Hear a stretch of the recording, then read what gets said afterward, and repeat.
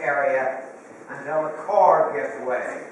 Then come in from a different angle, say here, and remove the solid stuff and slimes.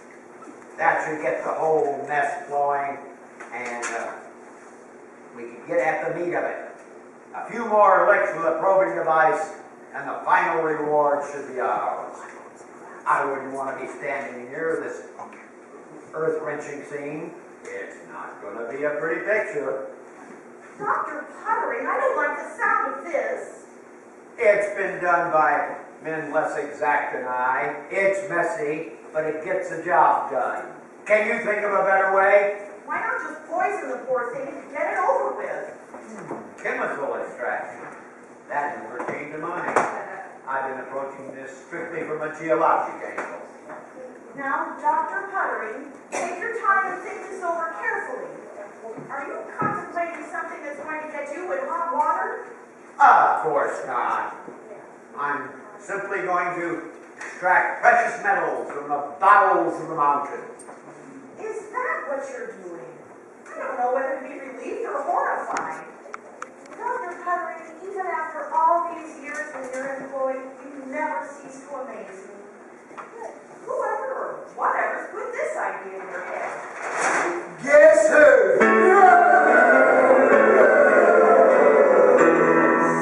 Percy Snodgrass, I might have known.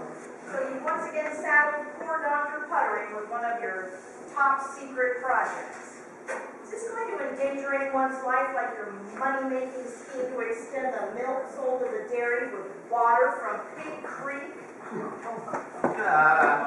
That was an unfortunate beginning to my career in 1903. It was brilliant. At a time when company cows couldn't give enough milk to supply the town needs, Linus here calculated just the amount of dilution possible before it could be detected. The milk was diluted and the shortage was solved. I was just as sorry as anyone when the polluted creek water caused that fatal typhoid epidemic. Alas, it even killed my good friend Dr. Wisdom.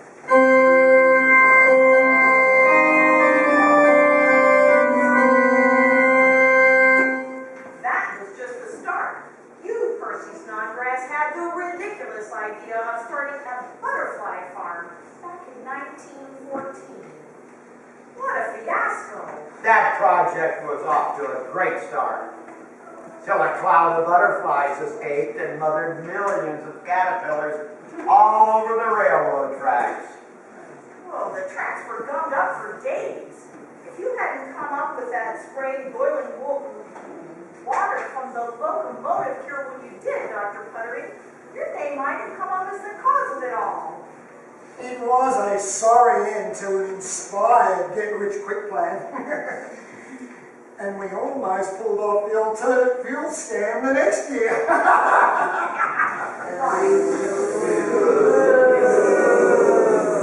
You had Dr. Puttering set up a chemical lab in the boarding house to test that smelly fuel. I will admit that Mr. Snodgrass has had some projects which have not gained the intended results. We barely escaped with our lives when a dash blew up on our faces. In the resulting inferno, poor Mr. Krebs lost his life.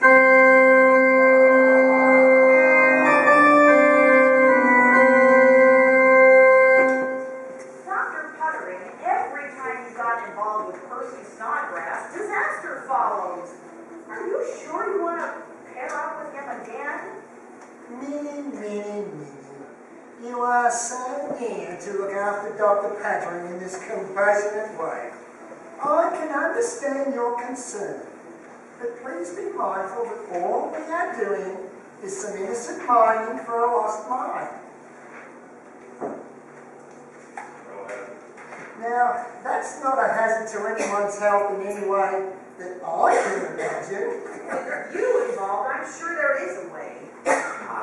Miss Whirl, you really look after me, don't you?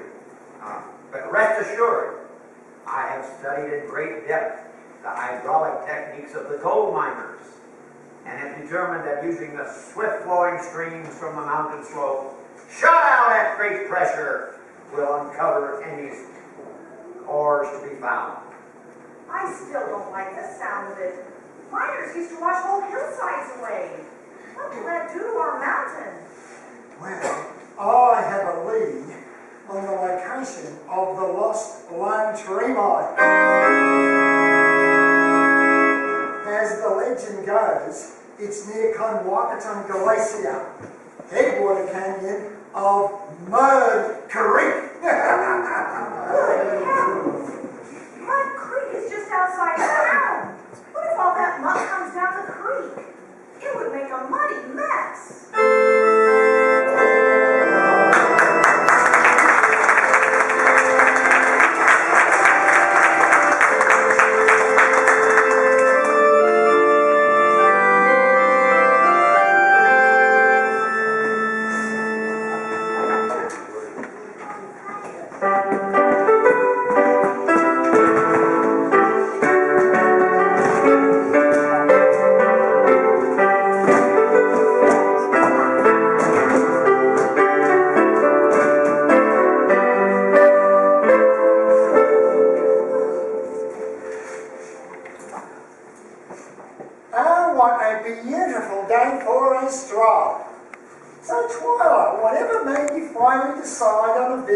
To our fair mill town. Perhaps it was you announcing you were about to become rich and famous and inviting me to share in the glory. Are you certain there are no porters in this town? Oh, I am beyond tired. Oh, Winnie McCloud, do as the McCloudites do. Carry your own weight.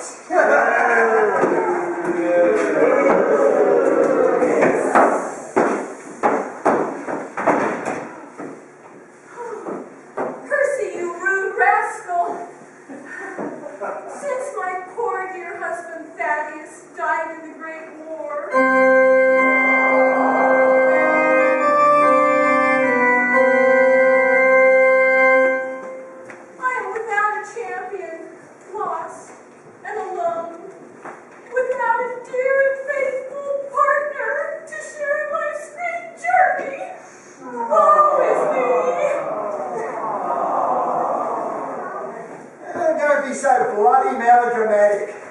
You have me. You're older brother, don't you? Guys, run for our lives! We're under attack! Well, get yourself together. Let's go to the section corner. Be in your bonnet. Look, just look! Niggas on the warpath! What? Afraid of the housewife in a deerskin chemise? Nonsense! Not her! Him! Yeah, horse feathers. That's a brakeman in a battered buckskin. No real self-respecting brain would be caught dead in an outfit like that. Oh, they see us! They're coming this way! Hide me quick!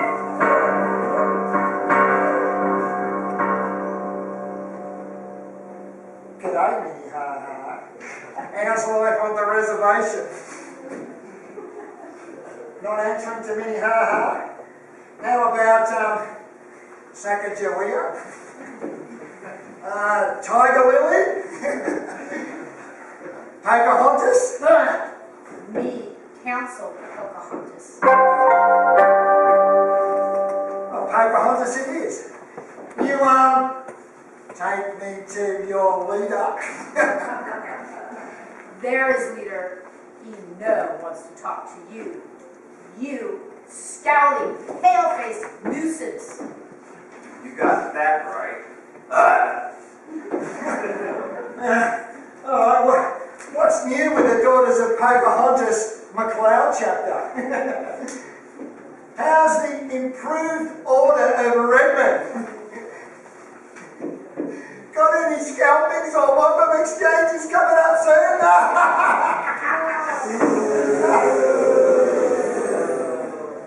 White man speak with fork and tongue.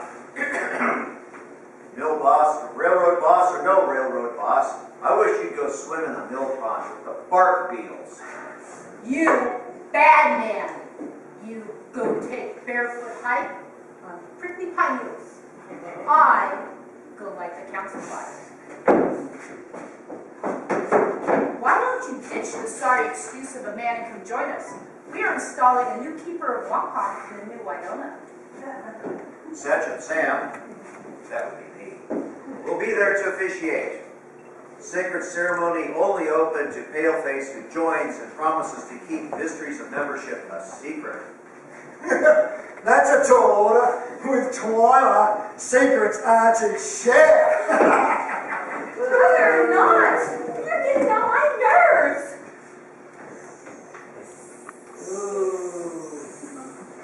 That's your brother? He's a track short of a railroad. I think you'd make a swell new member of McCloud's Nokomis tribe, ladies chapter. Oh, are you on the level? That sounds like a kick. I've never been around real Indians before. Me neither. But that doesn't stop us. We are modeling after a celebrated woman of remarkable grace, beauty, kindness of heart, and charity. We believe in the American way of life.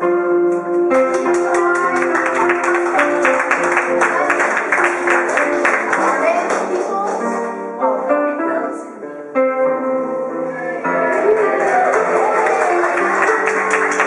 We quest for freedom, friendship, and flag. We spring from the sunset of the revolution before the Revolutionary War. We are the few, the proud, the red men.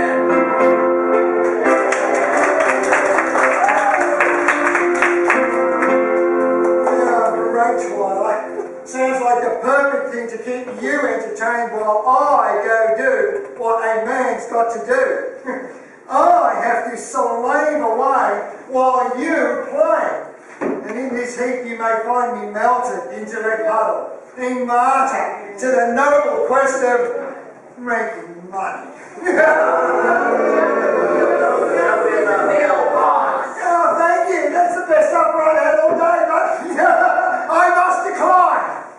I have more lofty goals, higher heights to attain. And so, I'm off. You can say that again. And so, I'm off.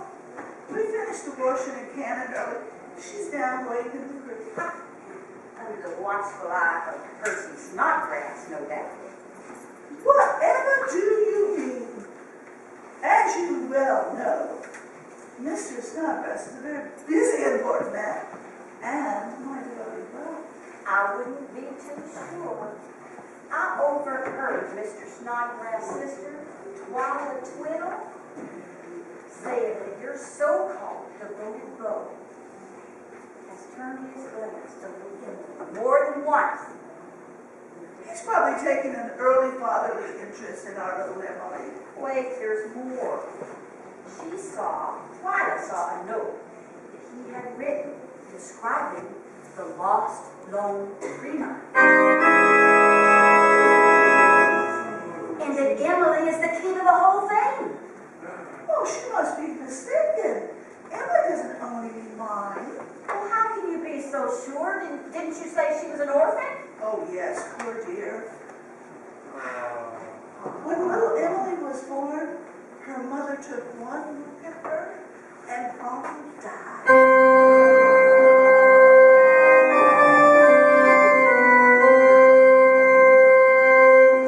Some say it was out of fear and heartsickness. Her husband had answered an advertisement for her and never returned. As Emily's nearest relative, I have raised her as my very own daughter. I ever expected her father to come back and reclaim her. No word from him after all these years? He must have met a fate most foul.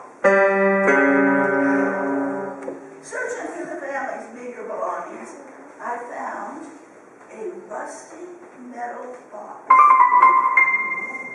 along with a note saying it was to be given to little Emily on her 21st birthday, along with a key.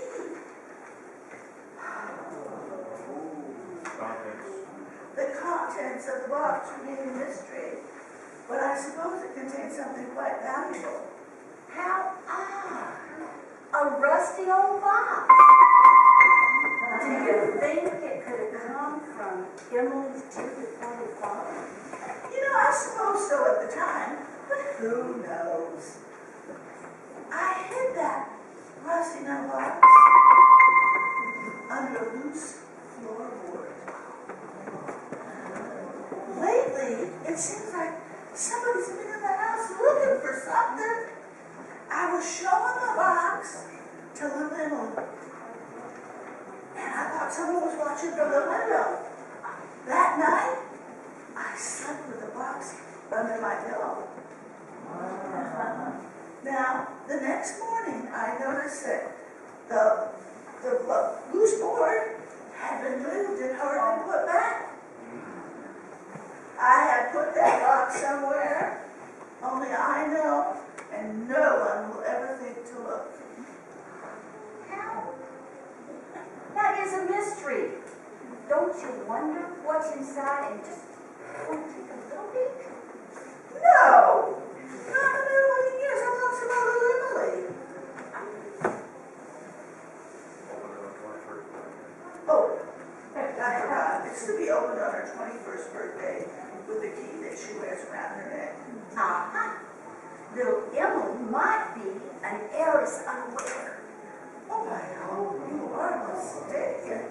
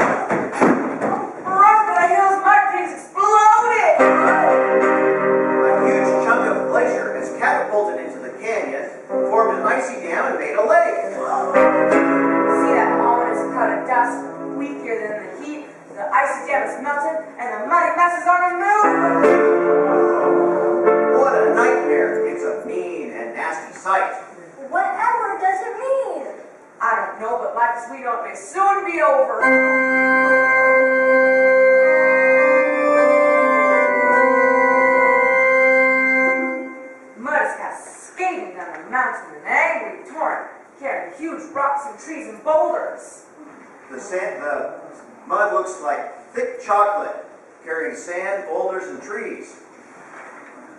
We fear that it may inundate McCloud. Frank Lambert and the department bosses are on their way now with instructions to build a work crew. We must keep fighting this monstrous mess if we're ever going to save our town. Heavenly days! An emergency! I must get back to the switchboard and sound the alarm. Amelia, tell every able-bodied man to meet at the depot.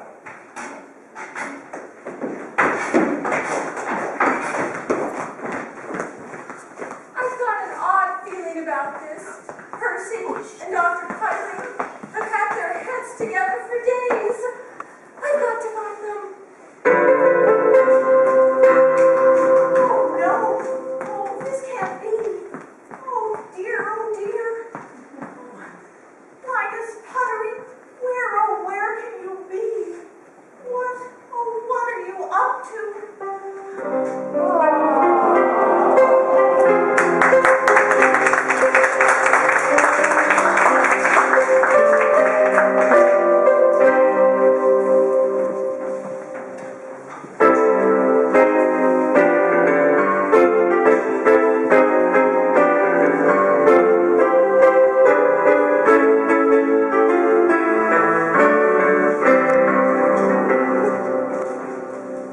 Oh, Emily.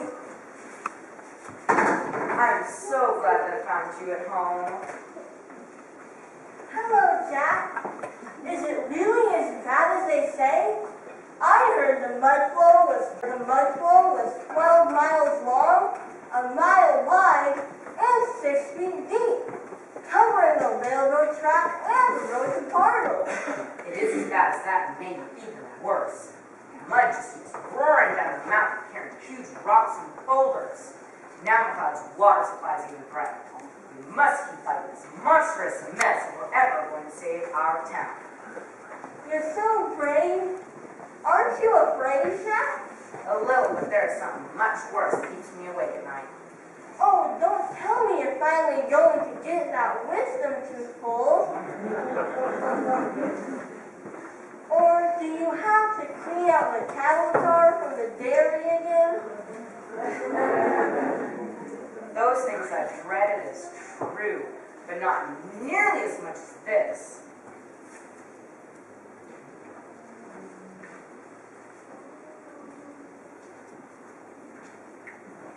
Jack, what is it? We've always told each other our secrets since we were little children. Emily, while I've been fighting this monstrous mess, have you missed me? Well, I guess so. You're usually here every evening, right after the train rolls in. So it has been quiet and all a miss without you. I thought about you often and hoped you were all right. I missed you a heap. The way your smile lights up when you see me. Your wonderful fried chicken and biscuits.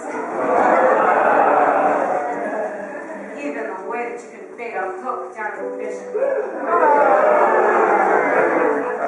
I just now realized how precious this all is to me. Why, Jack, true life. You've never talked like this to me before. It is so sudden. I just wanted to let you know my feelings for you in case something goes wrong.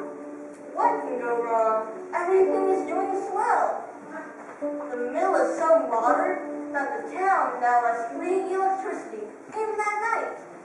New buildings are going up right and left, and the company just bought 7,000 acres of timber down at Bear Creek. So there'll be plenty of work for years to come. You're just overwrought from fighting this Mud Creek disaster. McCloud will bounce back. It always does.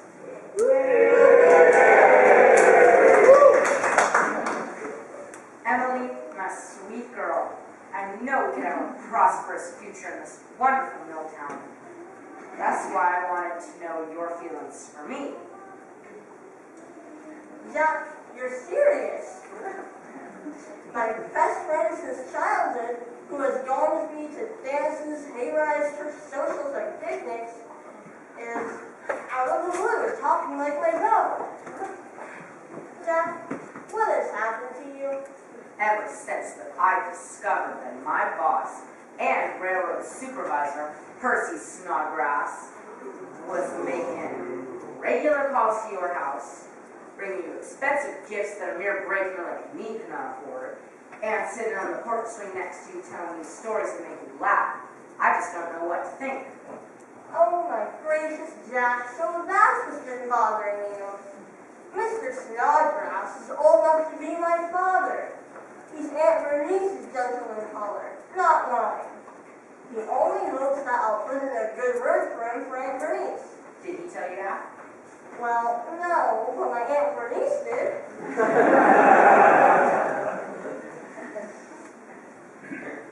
Huh. Just as I suspected. You must beware of him, my dear girl. Because he can fool Aunt Bernice, but he can't fool me. That man has something up his sleeve. Besides his arm. Jack, please tell me what you're hinting at. I just can't tell you, but the police want him to stay away from that man. All right. But if he marries Aunt Bernice, he'll be my uncle and legal guardian.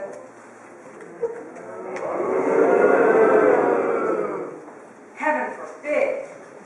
Emily, do you think you would care for me as a sweetheart?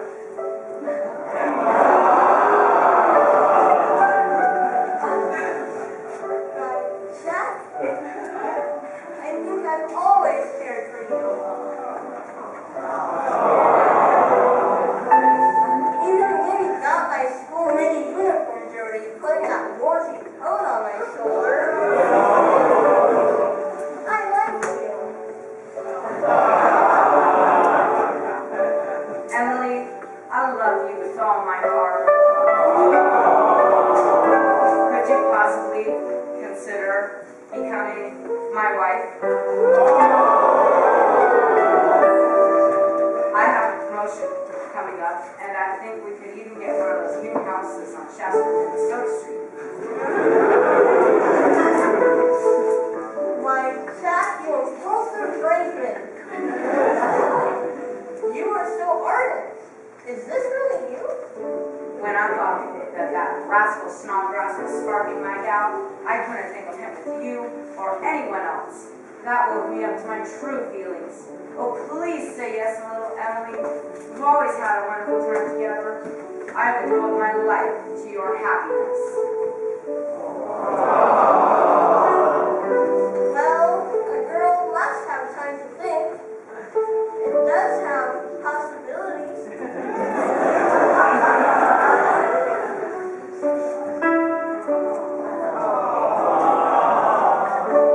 Oh, all right, Jack, I will marry you.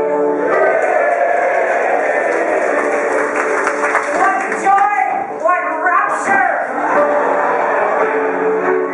Care for me, Dad?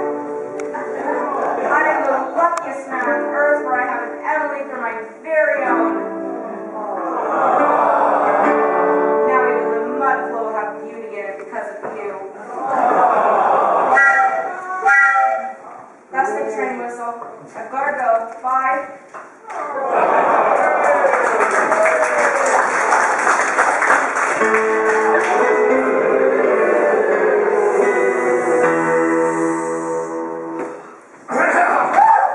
I didn't startle you, did I? You know, I thought I would just pop in and pay you a little visit. You know, I see that Jack Trueheart was just here. What business does he have with you? He's been assigned to clean up some mud. A fitting assignment, I must say. But why has he left his post without permission? Those are grounds for immediate dismissal!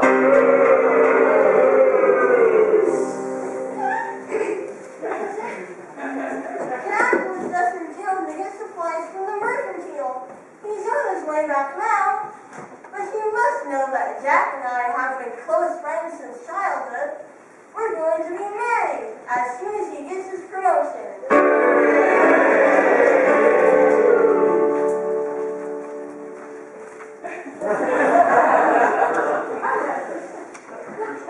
Curses! This could be the end of me. What do you see in that bumbling incompetent? He's not half good enough for you. He's going to be promoted, maybe even to engineer. Now he is he?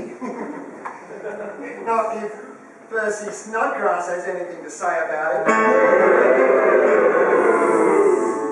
If he makes it back alive from this disastrous clean-up, I'm sure the two of you will be very happy. Your Aunt Bernice and I, however, will be heartbroken. Mr. Snodgrass, is Jack in grave danger? It's a suicide mission he's on.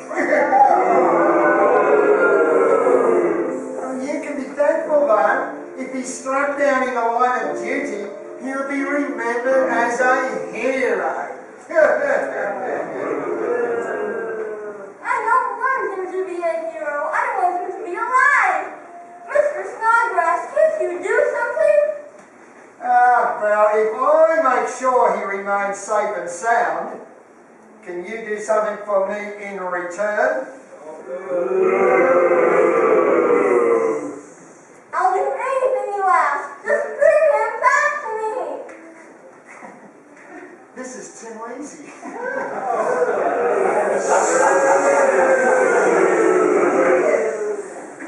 Just like stealing candy from a baby. There's this rusty old metal box that your aunt has stashed away somewhere. Now, I collect old metal boxes, and this one especially fascinates me. Give this box to me, and you have my word of honor that Jack will be reassigned to less hazardous duties.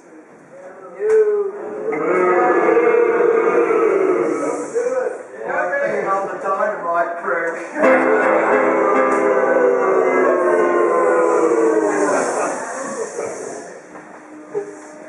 I remember Aunt Bernice showing a box like that to me once.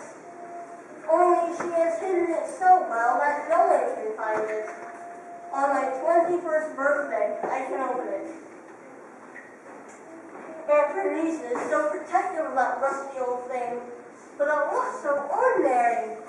I wonder what Mr. Snodgrass sees in it. There must be something special inside for all this fuss to be made. Oh, what should I do? If I don't get that box, Jack will never return. Oh, woe! Oh, misery! What a foul task you asked of me. I will need some time.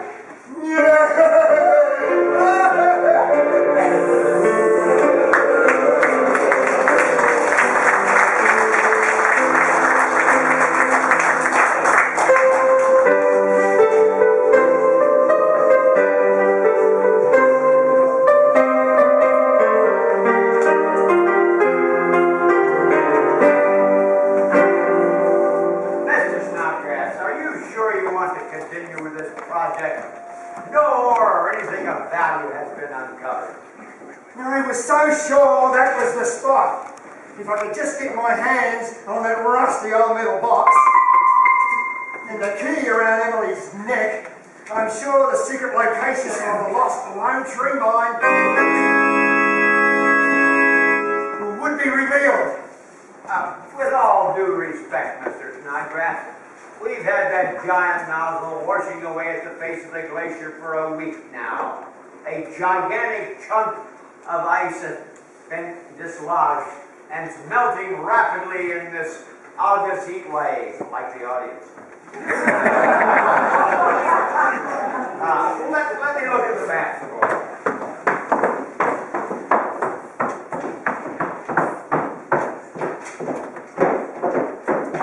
Percy Snodgrass, whatever you're doing to that poor mountain, you stop it now! My dear sis, to what could you be referring? Leonie Ives and I are just doing some innocent mining for a lost mine. Is something happening to the mountain that I'm not aware of yet? You've done it again, Snodgrass. The people are completely fooled.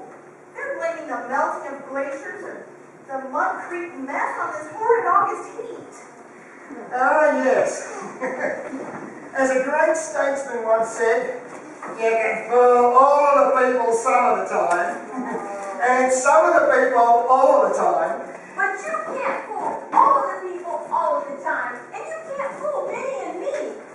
There ought to be a law against this kind of thing, and we're going to report you to the authorities, and you're going to get what's coming to you soon. that you just said? Percy Snodgrass, while you've been systematically blasting and chipping away in your fruitless quest for a mine in a mountain, the railroad cannot move, the eastern town are impassable, and the town is without safe drinking water. Don't you feel any shame? As a matter of fact, no. Free enterprise is the American way. Life, liberty, and the pursuit of wealth.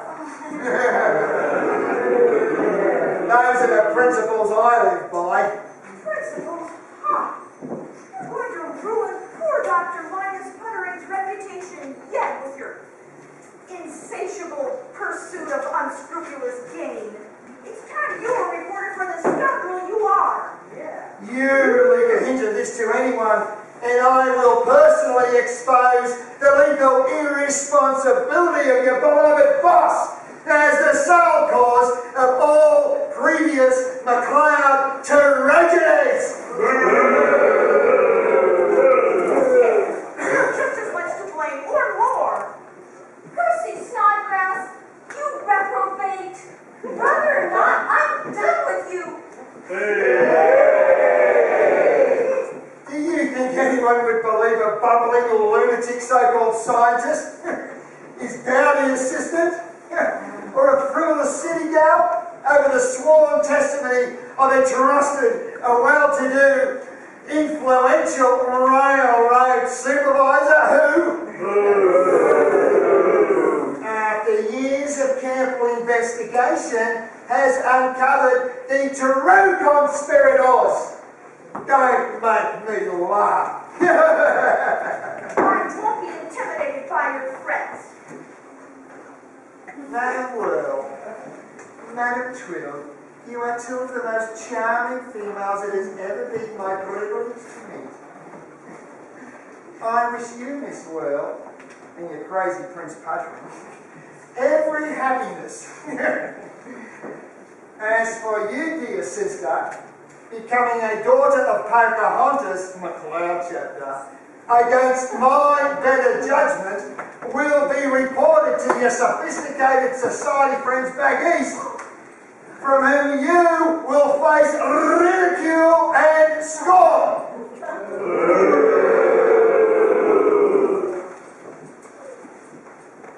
You will henceforth not have Percy Snodgrass to kick around anymore. Good day to you.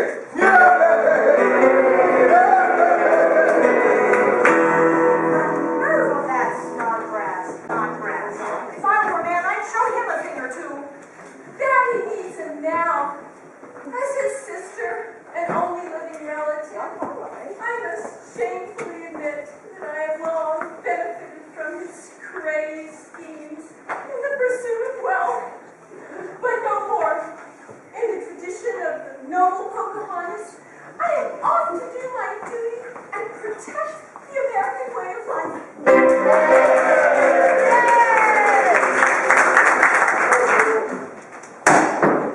It's hopeless. It can't be done without the exact location of the lost Lone Tree Mine.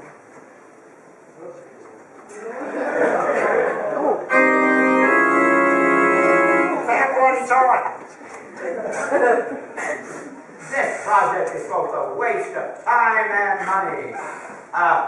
Where's Mr. Snodgrass? He needs to know the awful truth.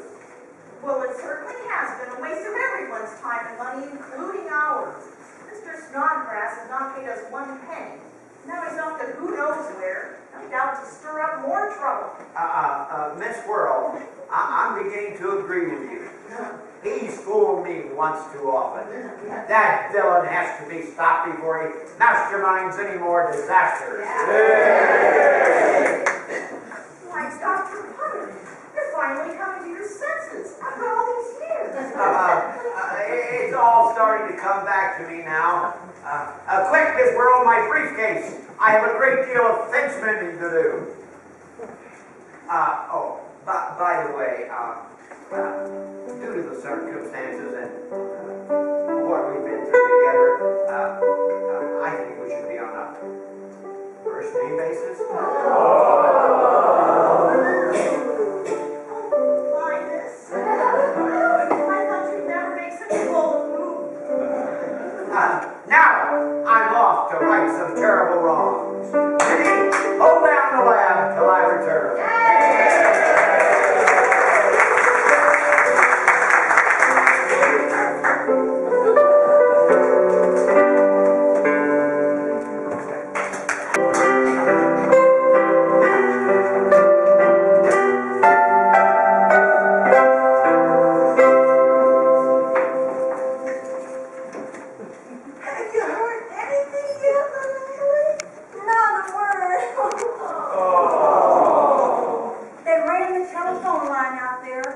for emergency use only. No personal calls allowed. Well, no news is good news, right? Perhaps the switchboard is buzz with calls, and the message board is filling up. But no word yet on the fate of the crew, including Jack. Poor Emily.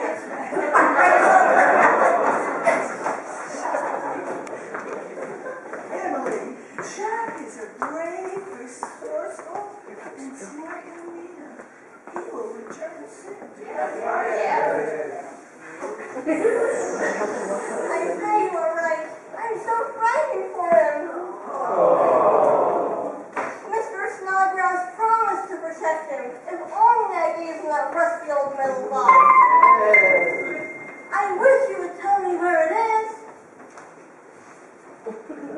That would not be a good idea.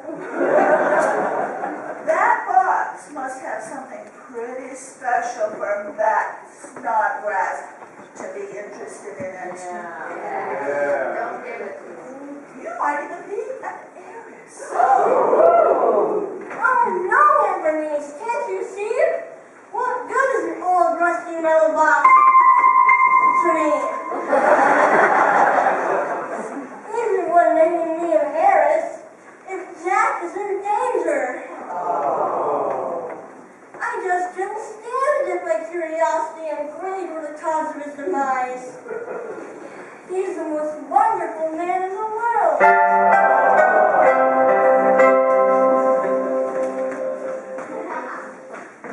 I just got a call. I'm sorry to say that when they took inventory of the men, Jack was missing.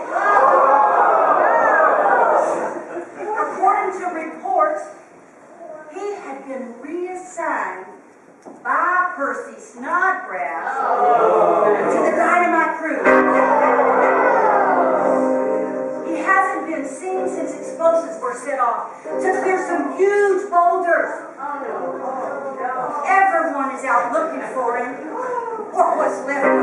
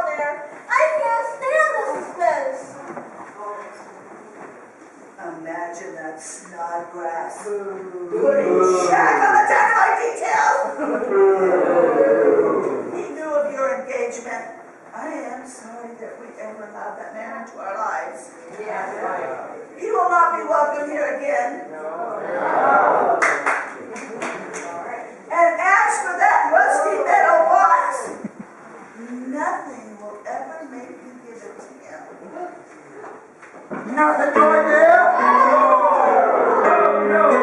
Saying your old friend and beau isn't welcome here anymore? Nothing I say will ever make you give me that rusty old metal box? I think I know how to make you change your tune. Emily, come here! You dear little romantic. You want to be with Jack so bad? I'll take you to him. And you can share his muddy grave for the whole of eternity. You want that rusty old metal box? Or you want Emily alive? It's your choice. I'll give you until dawn tomorrow to have that rusty metal box in my office? Oh, you'll never see your precious Emily again. Oh,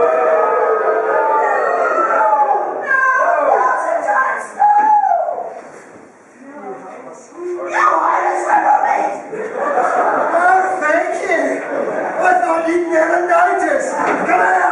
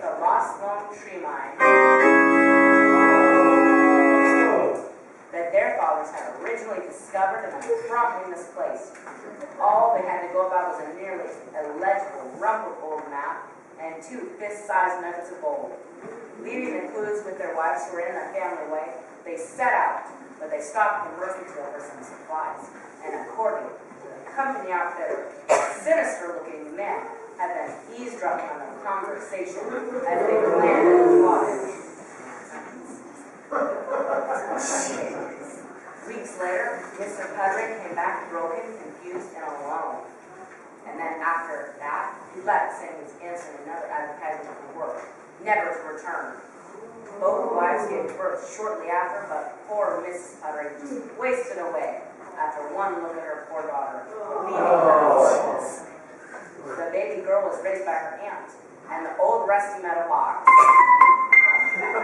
was found by Aunt Bernice among the Puttering's possessions after their homestead burned to the ground. Do you understand what this could mean, Emily? My stars! So that's what this mystery is about. That old rusty metal box must have the map and the nuggets from the lost lone tree mine.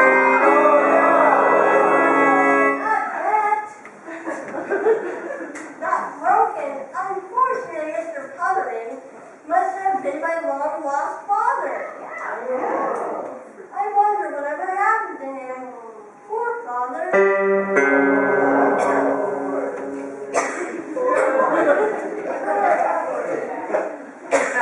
But you and I might have a mind in somewhere. Why didn't Aunt Bernice tell me this herself? She wanted you to grow up without the burden of the past haunting you, and she thought it would be a nice surprise for you when you came of age. But when it became obvious that the secret was out and someone was looking for the contents of the box, no one would have suspected that it would be none other than Percy Snodgrass.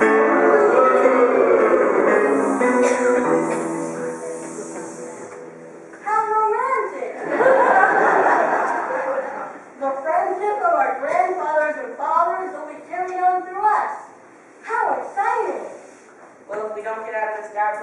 soon. All our dreams may be for naught. The mud is still rising, and at this rate we'll drown in the mud by daybreak. Alas, my shoes are stuck in the mud. When it dries, it's just like cement. What are we going to do? No one will ever find us in time. We must rescue ourselves. Emily, do you have anything sharp to cut the rope with? No? Anything to waterproof the log with? No? A life buoy? Afraid not. Blanket? Sorry, no. Anything to eat? No. I don't think we're fully prepared for this emergency. It's time to call for reinforcements.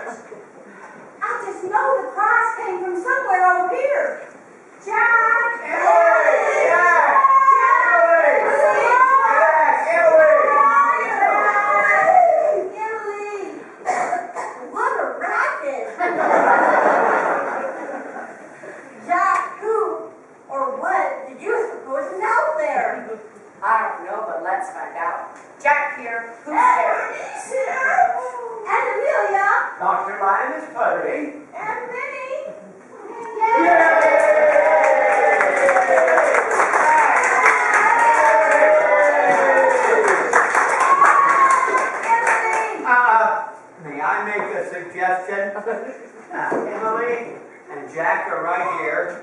We don't need to shout.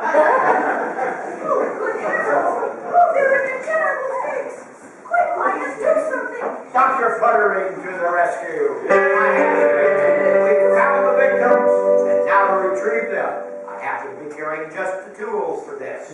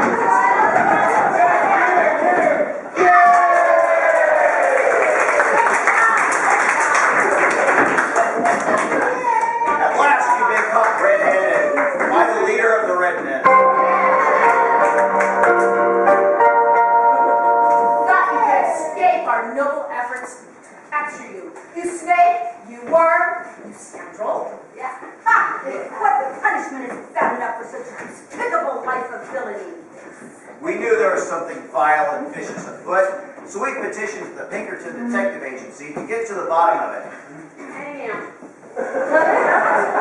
In the name of Pinkerton Operative, Inspector Forthright, my cousin, who was unavoidably delayed due to this unfortunate money mess, we detain you! The stories that we discovered is enough to put you into life. How do you plead? He's guilty! He kidnapped us, And held us for ransom leaving us to die in this disastrous mess of his making. What about Loomis? Linus.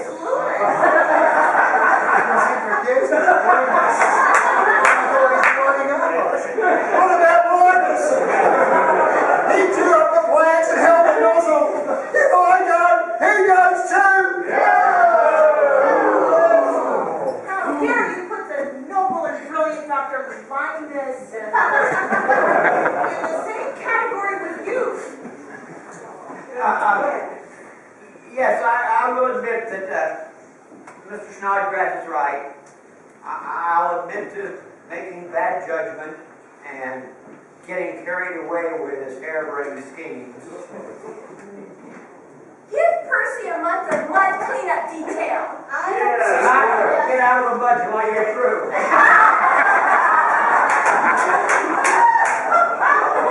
I tell you, you needed more acting classes. For that I will accept my just punishment. But you, Snodgrass, have no excuse. With you, there is no remorse.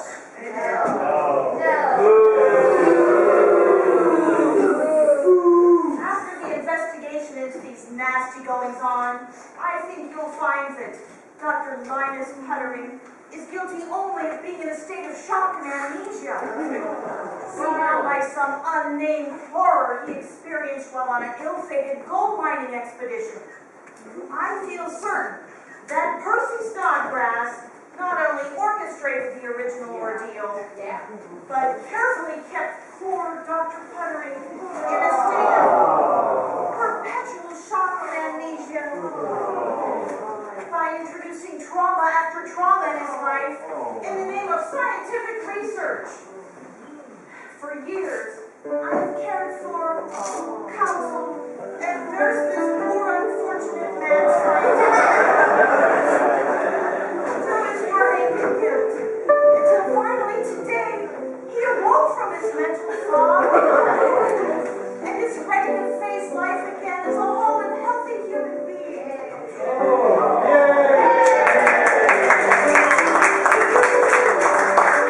I'm beside myself with joy. Minnie, I didn't know you cared so much. Would you consider spending our remaining years together as husband and wife? Linus? Of course, my love.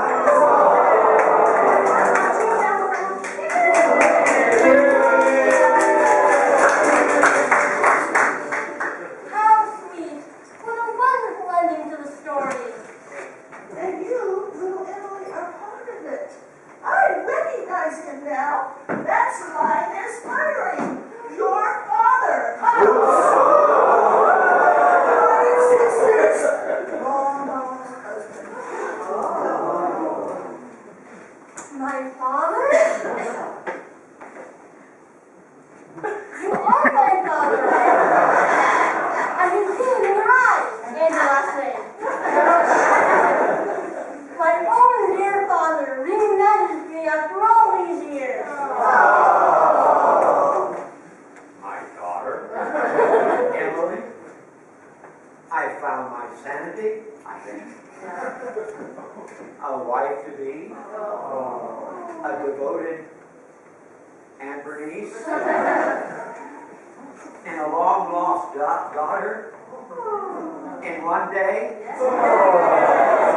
I think it's time to get out of town. Come back!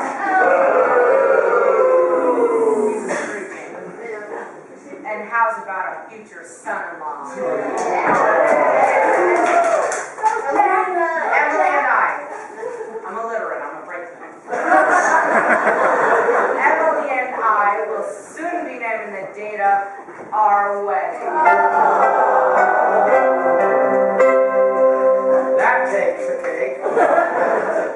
My joy is complete. What more could a man want? Perhaps to be rid of this menace to society, who held you captive to do his evil bidding for so many years. Linus the tracks. I demand a trial by jury! We've got a partial jury. We have assembled a large group of people. Large. Who have witnessed the events and heard the evidence. Let's leave it up to our audience. Now, Dr. Spillin, is he guilty or not guilty? Super good.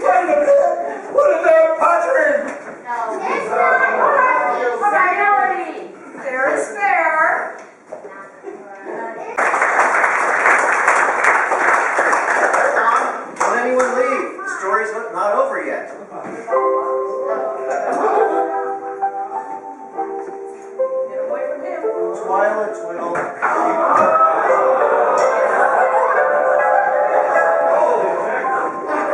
I have admired you since you ran screaming from my sight.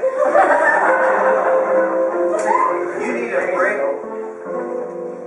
need a brave and true warrior to guide you down life's wilderness paths and protect you from all that you fear. Will you do me the honor of becoming my bride? Sam, son! I'm just a city girl born and bred. Then you're a strong and giant man in the woods and rail. Oh, could this match really be a success? My dear, I feel this is a match made in heaven. You are a newly adopted daughter of Pocahontas, and I'm a red man rising in the ranks. Together we can share a cozy teepee. And perhaps raising that moose or two. What could be more perfect? Well, I don't know. Yes, it might be okay. I think I'm going to have to think on it a little while. My dear Twyla, I love you with all my heart. I will cherish you and protect you as long as I live. Please say yes. Oh, when you put it that way, how can a girl resist? Oh, yes, Satan Sam. I will marry you. And we will walk hand in hand into the sunrise. Oh, I now have a champion. No longer lost and alone. I have a dear and faithful partner to share life's great journey. What joy! What rapture! My dear. How sweet. I could just cry. I do so love when I have you.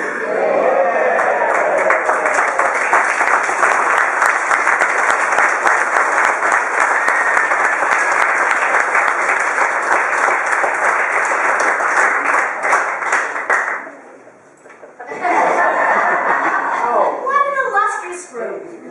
We have had a trying time. A tough fight. An overwhelming ordeal. But we won in the end. We should all be congratulated.